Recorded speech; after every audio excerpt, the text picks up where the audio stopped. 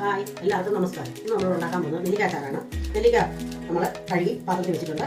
അതിന് ചേർക്കേണ്ടത് എന്തൊക്കെയാണെന്ന് നമുക്ക് നോക്കാം. അതിന് ചേർക്കേണ്ടത് വെളുത്തുള്ളി, ഇഞ്ചി, നല്ലെണ്ണ, വിനാഗിരി, ഉപ്പ്, ഉലുവാപ്പൊടി, പിന്നെ നമ്മൾ കരിവേപ്പില, മഞ്ഞൾപ്പൊടി, കടുക്, മുളക് പൊടി 2 കൂട്ടമുണ്ട്, എരിവുള്ളതും എരിവില്ലാത്തതും, പിന്നെ കായപ്പൊടി. ഇഞ്ചി വെളുത്തുള്ളിയും കൂടെ നമുക്ക് എടുക്കാം.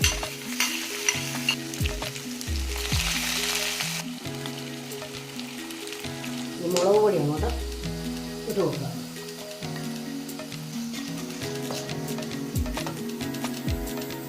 കായം, ഉപ്പ്,